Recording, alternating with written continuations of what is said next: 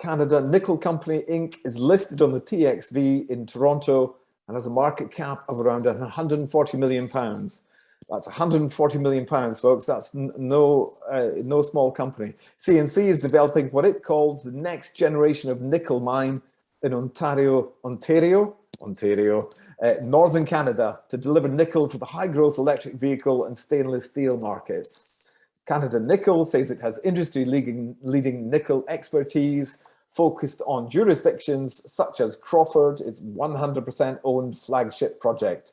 It recently raised around £25 million. I'm converting from Canadian dollars, of course, for a two-pit open mine complex there. Chris Chang, Business Development Director of Canada Nickel, joins us from, I'm not quite sure where you're speaking from today, but Toronto, would it be, Chris? Yeah, that's where I sit right now. Can you guys hear me okay? Yeah, we can hear you beautifully. Perfect. Yep. Why don't we just kick it off? A bit about me. I joined Canada Nickel a couple months ago. I had a 16-year career in capital markets as a research analyst to begin. And then for the last few years, I was running this mining sales teams at Macquarie and Raymond James. Let's flip to slide 2 is forward-looking statements. And so Canada Nickel, we believe that the market is fundamentally short nickel. Every 15 years or so, you get a super cycle. We believe that's coming to fruition in, call it 2025. The analyst community typically gets the supply and demand fundamentals a bit off. I think for the last few years, the market was estimating about a 3 to 5% surplus, but we actually came in at around 6% deficit. Corporate activity has been picking up quite a bit. We've seen BHP come in on a number of deals over the last couple of years, and at Crawford, it's our flagship asset. We own 100% of the asset. We released our PEA last year around May, showed a NPV about 1.2 billion and an IRR about 16%.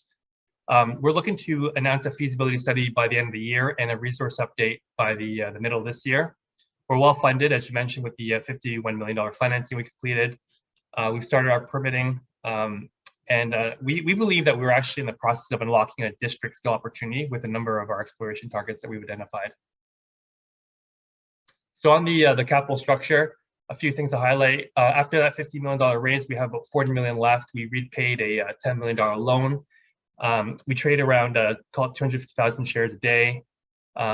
Right now, management and the team own about 5% of the company, and there are about 7 research analysts that cover us. So just trying to introduce the team here. Our CEO, Mark Selby, he's a chairman and the co-founder of the company. He's a nickel expert in the market. He spent his career since 2001 with Inco.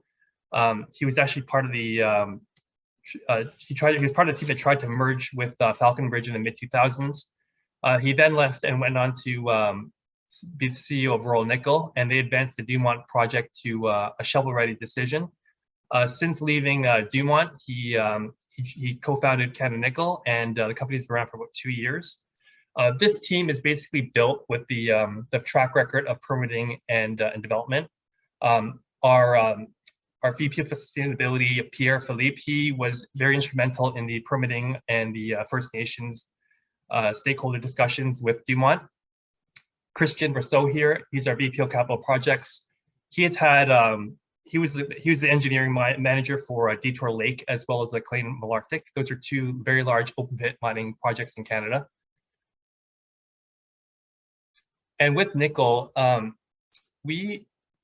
so nickel. We believe that the nickel demand is. We believe nickel is fundamentally short in supply. We think that the market will have to double in order to meet some of the nickel battery demand over the next couple of years. We were seeing sustained growth in the stainless side of the business as well, but the EV market is just going to be tremendous in the amount of demand it's going to actually force the industry to grow by on the supply side.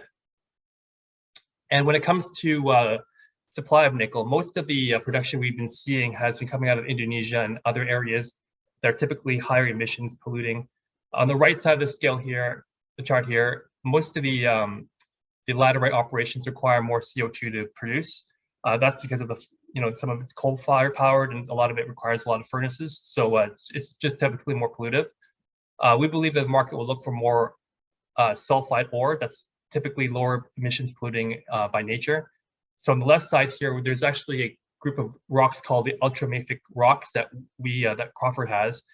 It is serpentine rock, and essentially what happens is the rock, when it reacts with air, just starts grabbing the carbon, and it forms a magnesium carbonate, which reduces the CO2 of the project. As well as lower emissions, we believe that the market will look for safe jurisdictions for nickel production. When you look at this slide here, there's about 3 countries that control about 60% of nickel supply, whereas OPEC had about 54 in its peak. And we believe that, especially right after what we saw in March with Russia, that the market will look for safe jurisdictions for supply of nickel. So at Crawford, we are located in Timmins, which has very strong infrastructure. We have access to road, power, and highways. We have a rail that connects to most of the ports of Canada and Eastern USA. There's a rich history of mining and skilled labor in the area. Glencore has their Kid Creek operation just very nearby, and they have a smelting facility around here as well. We have a long, the mining camp has been around for hundreds of years of operations. The mayor of the town is actually an ex-miner himself, so that hopefully that'll make permitting a lot more straightforward. And again, we announced our PEA last year. It was a 1.2 billion NPV, 16% IRR, and we plan to develop Crawford in a 3-phase scenario that'll ramp to a peak of 40,000 tons per annum of nickel production. It's a 25-year mine life, so it's very long life already, but we believe that we can actually extend that well beyond the mine life of 25 years. The cash cost is about $1.09, and the all-in sustaining cost is about $1.94.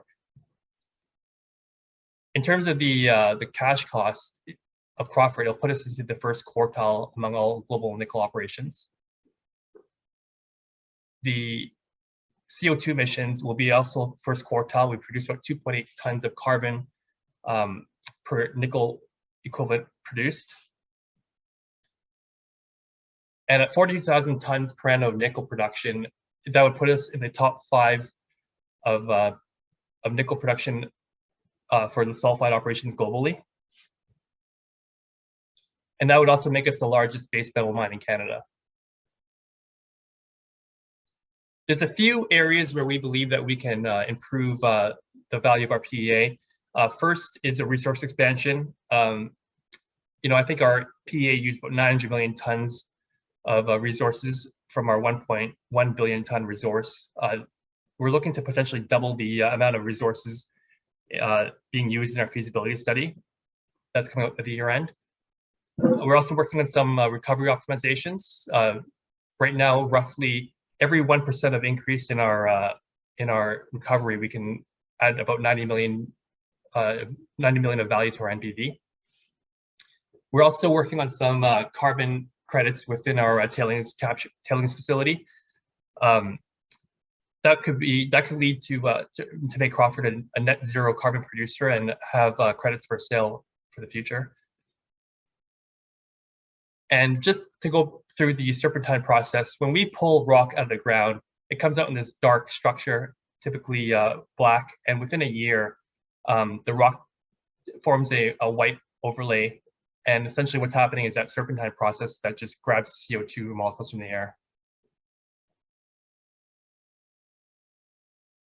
And again, we believe that we're unlocking a nickel district here at Crawford. Our team has put together 18 transactions to acquire 13 additional targets.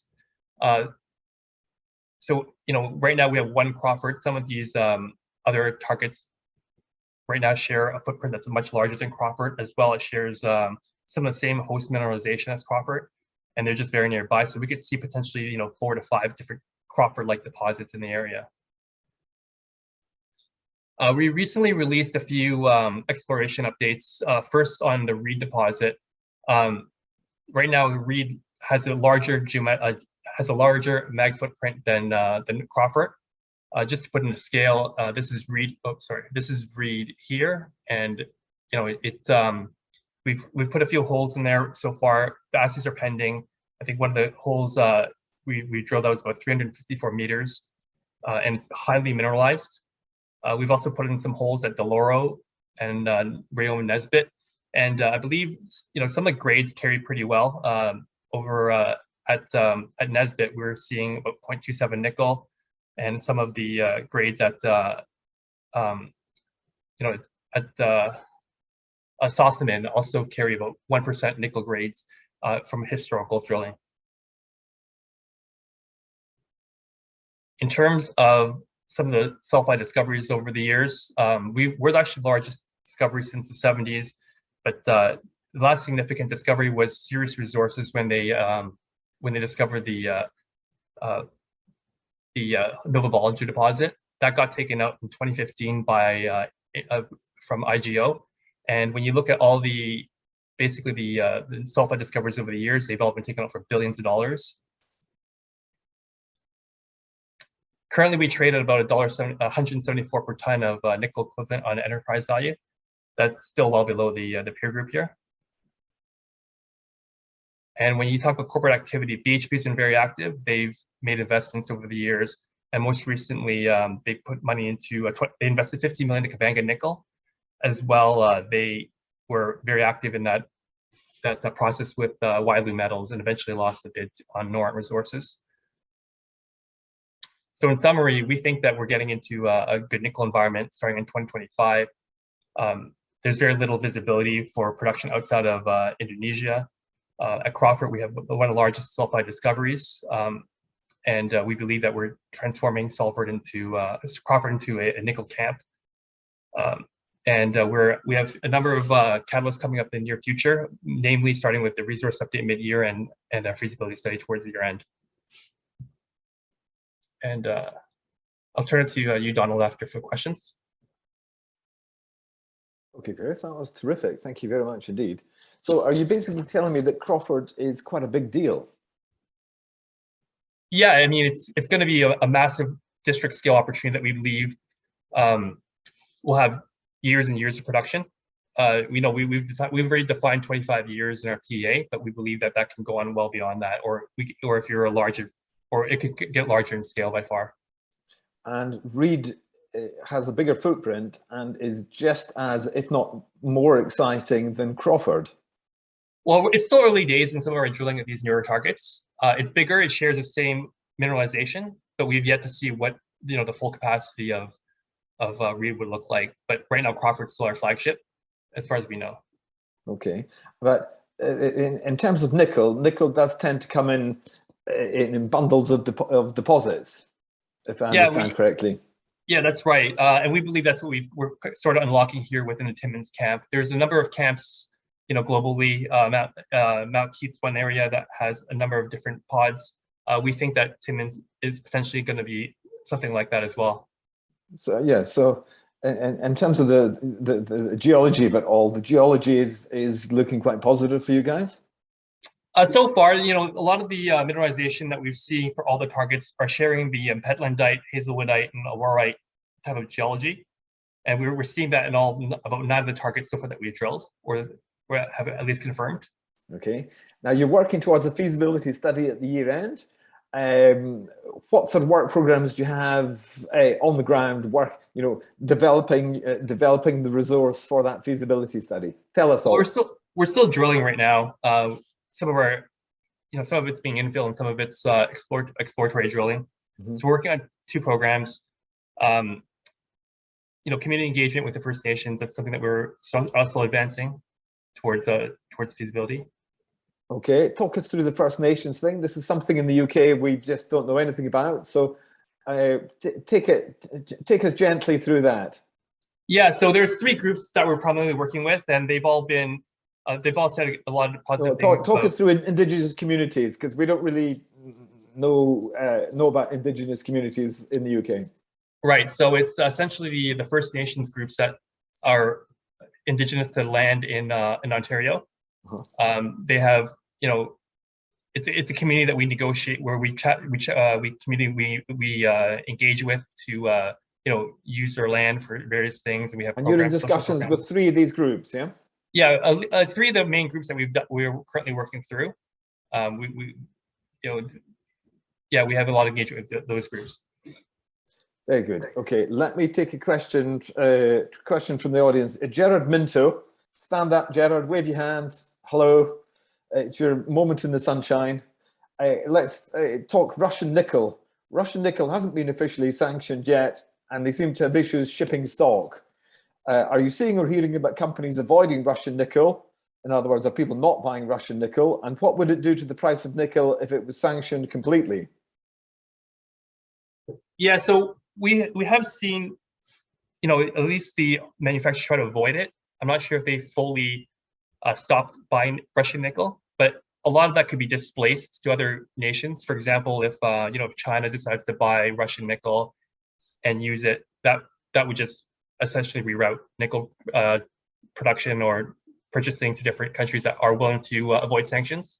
Mm-hmm. But at least your large corporations are going to try to avoid buying Russian nickel when they can. Okay, so if we were to project beyond your feasibility study, which we assume is glorious and comes up with all the things you need it to, and where would your nickel be smelted? Where is that? I think it's called is it a mid-tier processing? Yeah, the midstream processing. Midstream processing. Where would that take place? Right, we're trying to get that all done in North America. There's actually a number of facilities that are being contemplated from the precursor companies out there. For example, I just actually got back from Korea, and one of the companies had mentioned that they're actually several companies are looking to actually build or potentially invest in plants in North America to capture this market. And one of the groups said that they wanted between 250,000 to 500,000 tons of nickel capacity in one of their facilities that they're looking to build in North America. So we are looking to get that done all locally. Wow, that's a serious amount of processing. Yes, you're a relatively new player. You've been around for a couple of years. Put Crawford into scale for us. That processing plant can take 250,000 tons to 500,000 tons and smelt it. How much would you hope to be able to produce? Well, at our peak, we're looking at a Crawford alone. It's about 42,000 tons. So that's not even enough for this particular group. We would need several Crawfords. Say the number again, please, Chris. Well, we would produce 42,000 tons. 42,000 tons at our peak per annum. So we would not even satisfy what they would need on our own. We would need multiple Crawfords. Yes, but would you hope to be able to find multiple Crawfords? Yeah, for a number of our targets right now that we've identified with these large footprints, we believe that they have a shot at being multiple Crawfords. Brilliant. And would you build the mine yourself, or do you plan to exit at a certain strategic point? Well, we try to de-risk it as much as we can. We always have an obligation to our shareholder to show the best offer in, but I mean, we're going to advance it the way we can by permitting and completing all the studies. But this is a CEO question. Maybe this is a bit mean to ask you, but you will play your cards close to your chest, of course. But is the strategy anything goes? We might take it all the way to develop a mine, or is it strictly exit is get the best price for Reed and Crawford and off we go to find the next Reed and Crawford? Yeah, I mean, if you look at the slide where I showed the large sulfide discoveries over the last few years, they've all been essentially operated by large mining companies. I mean, we're going to go through the process of trying to advance as much as we can. But just generally, it's large companies that operate these things. Mm-hmm. Okay, you're buying more licenses around Timmins, which is the base camp. Presumably, you're hoping to make more discoveries around there, and that's all part of that same strategy. Yeah, I mean, I think we have in our 9 to 10 targets, we have lots to drill, lots to delineate, and yeah, I think we have potentially multiple Crawfords, so tons, maybe many 25-year mine lives. Very good. How much would a 2-mine open pit project, which is what I think is being envisaged, how much would that actually cost to build, and how long would it take to build? What's the time frame? So our last PA showed a capex of around 1.2 billion US dollars to build Crawford. In terms of when we can start up, assuming a 3-year permitting process and a 2-year build, we can probably get in production by 2027. So those are kind of rough economics on what other Crawfords could look like in the area. Okay, and where would the funding, even very broadly and roughly, come from? Is it a mixture of equity and debt, the standard answer? That's standard. There's also offtake options, and some of offtake, these. yeah. Yeah, and what we're also seeing is a lot of royalties. Yeah, and what we're seeing also with these companies is that, some of these automakers are getting involved directly with nickel companies because they have to secure their supply of nickel in order to process it. And we're seeing, Tesla ink a couple deals, and we think the automakers are going to get more aggressive in securing their feed upstream. So they become potential buyers from you guys, or investors at least, yeah. Investors, okay. Could you see yourself working with an OEM as an investor? Yeah. I mean, I think it's still fairly new for them on how they would go about it, and but I think they could potentially come in as like any other strategic investor. Okay. Canada Nickel are developing processes. You were talking there about your process being very green, and you're pushing the production of net zero carbon nickel, cobalt, and iron products. So is clean green nickel important to motor manufacturers, and will they pay more for it? Absolutely, it's important to them. Certainly, all the discussions that we've had in the last weekend with my precursor meetings in Korea was largely surrounded on the fact that it was green nickel.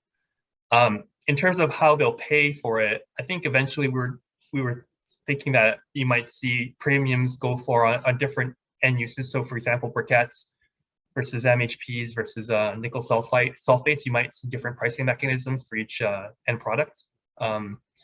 So we might see that, and but to the extent of how important it is for them, they definitely care about the downstream and the upstream of where they source their nickel for their scope 1 and 2 ESG requirements. And why do they care?